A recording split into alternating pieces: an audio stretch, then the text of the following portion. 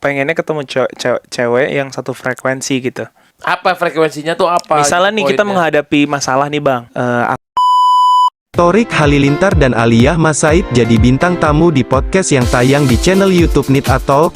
Video yang menampilkan Thorik Halilintar dan Aliyah Mas Said dan langsung mendapatkan banyak views.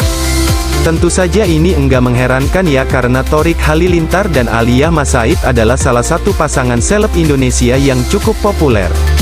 Keduanya bisa menunjukkan keromantisan yang bikin hubungan mereka jadi terlihat adem dan menyenangkan. Dalam tayang podcast tersebut, Aurel Hermansyah bertanya pada Thorik Halilintar, apa yang bikin dia suka sama Aliyah Mas Said? Perkataan Thorik Halilintar mengisyaratkan kalau enggak cuma dia yang mencintai Aliyah Mas Said secara ugal-ugalan, tapi Aliyah Mas Said ke Thorik Halilintar juga sama.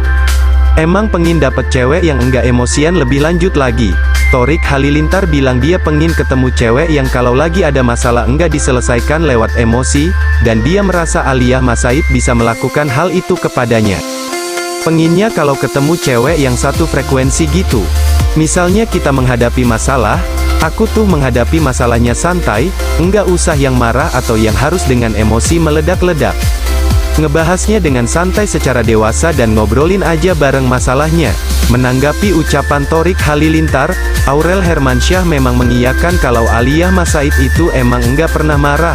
Hal itu kan dia kayak psikolog gitu kan, jadi dia orangnya tuh kayak kalem, dia enggak pernah marah deh, ucap Aurel Hermansyah.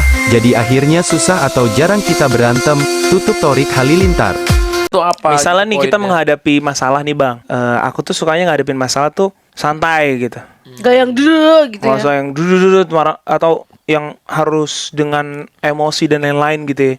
Bahas santai, secara dewasa diobrolin gitu-gitu. Nah, sedangkan Al tuh kan dia kayak Sama, psikolog orangnya gitu kan. Dia begitu. jadi orangnya tuh kayak kalem. Dewasa. Dia gak pernah marah deh. Hah? Jadi akhirnya susah kita berantem. Dia jarang.